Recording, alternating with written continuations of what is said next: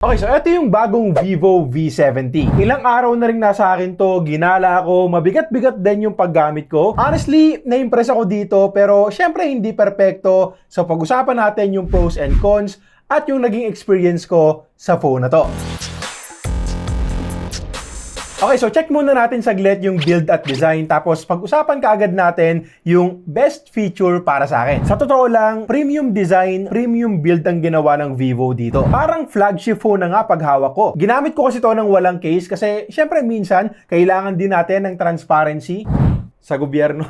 De joke lang, para mas ramdam ko yung build. Naka-aerospace grade aluminum alloy frame. Malamig yung gilid ng phone pagka-unbox ko, kaya napansin ko rin kaagad. Glass yung back panel. Ang lakas makasosyal nitong engraved na logo ng Vivo. At syempre yung Zeiss branding din sa may bandang camera na para bang may blue check ka sa Facebook. Metal nga rin pala yung camera module niyan. Tapos manipis na camera bump lang tulad ng makikita nyo dito. Less wobble sa mesa kumpara sa mga makakapal na bumps talaga. Actually, kahit sa nipis ng mismong phone, na-impress din ako kasi 6,500 mAh yung battery capacity dito. Hindi mabigat, hindi nakakangalay gamitin, flat sides, flat front and back, so slightly less comfortable siya kumpara sa mga phones na curve yung gilid, pero rounded yung corners at dahil saktuhan lang yung size, nasa gitna siya ng sobrang laki at sobrang liit na screen, madaling i-navigate yung phone, pumindot-pindot sa mga sulok-sulok. Nagustuhan ko sa totoo lang kasi hindi siya yung super compact na kakapusin ka sa screen size, pero hindi rin sobrang laki na hindi na komportable. IP68 and IP69 rated na rin, so rating-wise, mas angat pa sa ilang flagship phones na IP68 rated lang. Mahalin tulad na nga natin yung water and dust protection nito sa flagship ng Vivo na X300 Pro. So, safe naman to kahit malubog ka sa utang.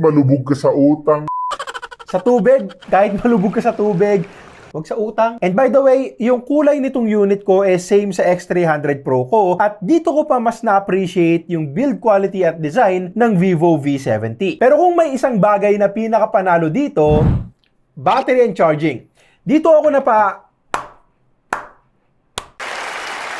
Sabi ko nga kanina, 6,500 mAh yung battery capacity. So, almost same na rin sa 6,510 mAh ng X300 Pro. And since alam naman natin na legit solid yung battery optimizations ng Vivo kahit noon pa, kampante kong masasabi na isa to sa mga pinakamakukunat na phones na mabibili mo sa ganitong presyo. Hindi to pa hype. As usual, ilalatag ko pa rin sa inyo yung parehong pros and cons habang tumutuloy tayo sa video, and papakita ko rin sa inyo yung numbers para facts lang tayo dito. So, nag-run ako ng PCMark battery test dito at nakakuha to ng more than 26 hours na screen on time. Kumbaga sa mga kaidaran ko, imba ang tawag dito. Nung niran ko nga siya, usually kasi sa mga smartphones, iraran ko siya ng gabi, tapos overnight running lang yan, tapos pagdating ng umaga, tapos na, or tanghali, hapon, pag maganda yung battery performance ng phone. Dito, gabi hanggang gabi na rin ang kinabukasan natapos.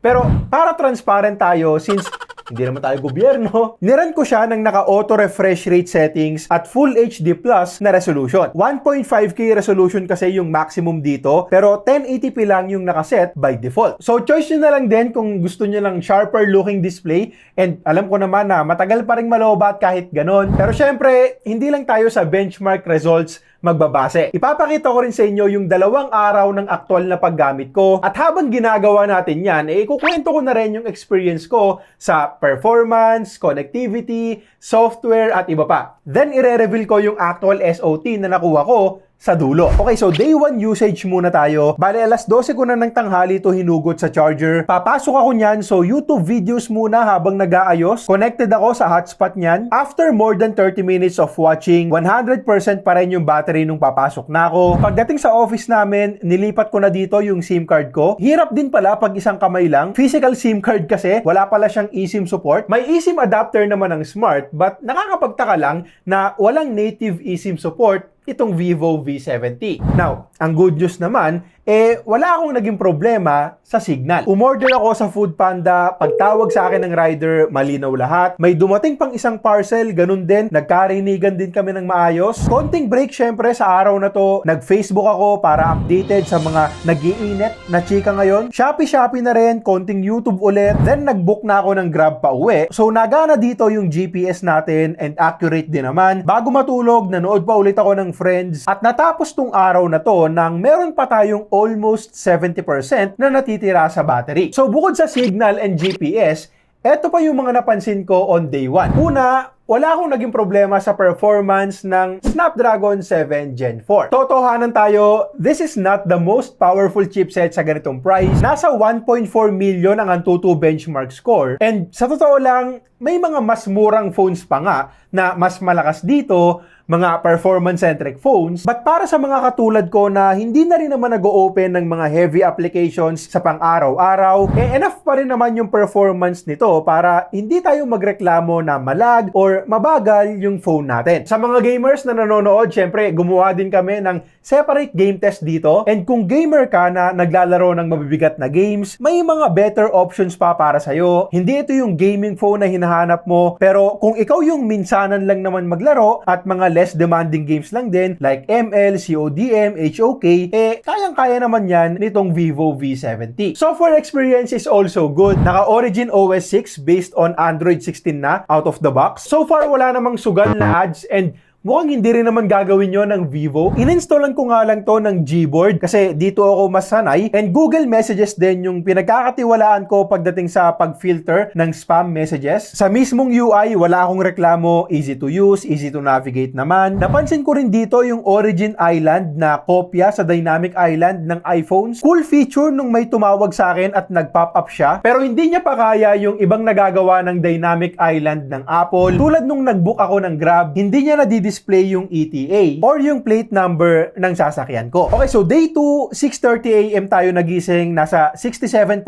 pa yung battery. Nag-ayos lang ako niyan, tapos morning walk with my dog anak. Picture na rin pang my day. Videos para matest yung stabilization. Mamaya pag-uusapan natin yan sa camera part. Take note nga pala na naka-mobile data na ako mula umaga. Kakalipat lang kasi namin ng bahay, so wala pa kaming wifi connection. Tapos medyo mahirap din yung 5G signal sa lugar namin. Kahit anong network, kahit anong smartphone, minsan nawawala-wala talaga yung mobile data at matakaw din sa battery kapag kaganon. After nyan, almusal na, kape, nood ng motivational videos para ganahan kahit konti. Para updated sa latest tech, nanood din ako ng MKBHD video sa labas. Sinubukan kong manood sa arawan at eto, kita nyo naman na nasa direct sunlight din tayo. At dito ko mas na-appreciate yung display. Maliwanag kasi yung display at hindi ako nakulangan sa brightness habang nanonood ako sa labas. Maganda yung kulay, sa totoo lang. Goods din yung dual speakers. Not the loudest and not the best sounding speaker sa ganitong price, but good enough na rin para ma-enjoy ko yung mga pinapanood ko. Yung 6.59 inches na screen size niya, hindi rin kapos. Napansin ko rin na manipis lang talaga yung side bezels, tapos symmetrical pa on all sides. Smooth 120Hz refresh rate pag scrolling ako. Responsive, yung fingerprint scanner niya mabilis din kapag nag-a-unlock ako. Tsaka secure din talaga kasi ultrasonic sensor ang gamit. Dati kasi reserve lang din yan sa mga flagships,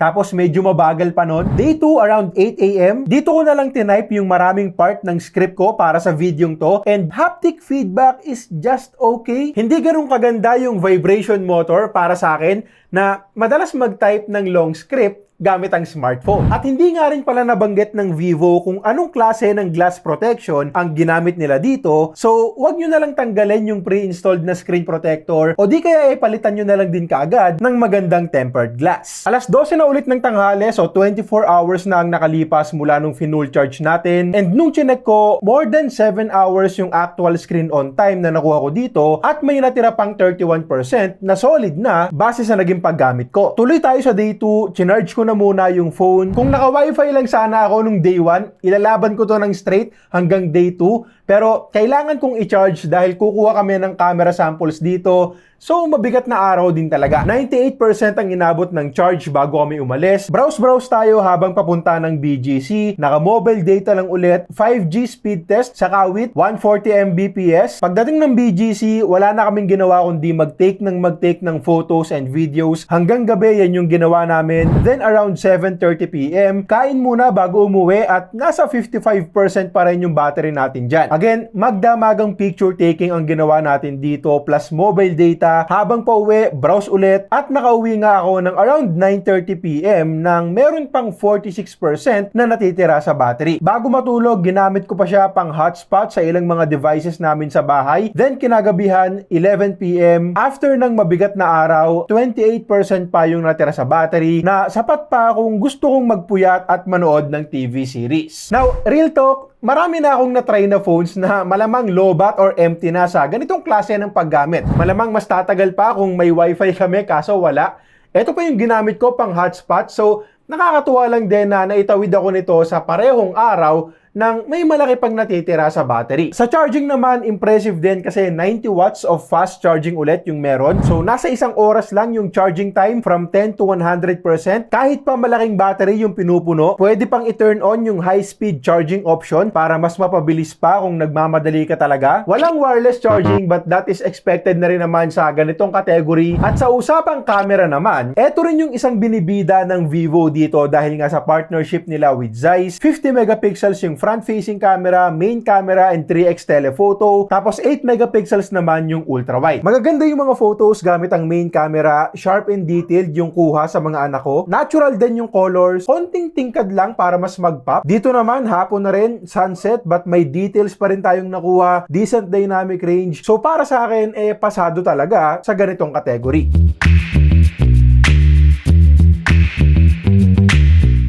Yung 3x telephoto, ganun din. Makikita nyo naman dito na meron pa rin tayong sharp-looking photos with good colors, lalo na kapag maaraw at kitang-kita din yan dito sa Bulaklak.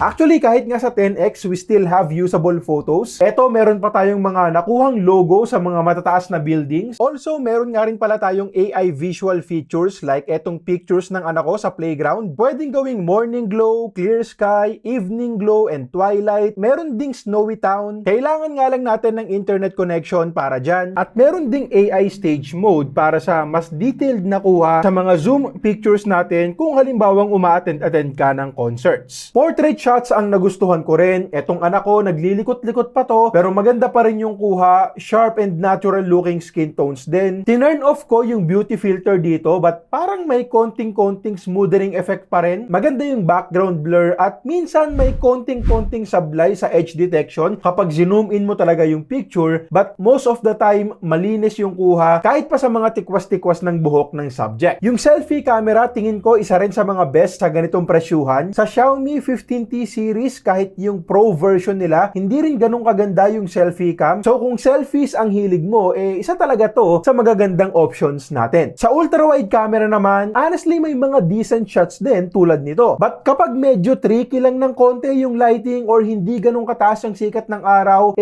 pansin mo rin kaagad yung pagiging soft. Most of the time, ganyan yung nakukuha kong photos dito. So hindi na rin masyadong nakakaganang gamitin. Videos natin dito hanggang 4K 60fps. May decent stabilization din, pero pansin ko na may over-sharpening dito ang Vivo. Kapag sa big screen ko tinitignan, pansin ko rin kaagad na may visible noise sa mga angles na against the light tayo, tsaka pag mga low light shots na yung kuha. So sana ma-improve pa ng Vivo tong part na to, but overall, not bad na rin talaga para sa ganitong category. At makikita nyo rin naman dito na nakunan ko ng maayos yung pakikipaglaro ko sa anak ko at paglalakad ko with my dog anak. Video quality gamit ang front-facing camera ng Vivo V70 at 4K 60fps.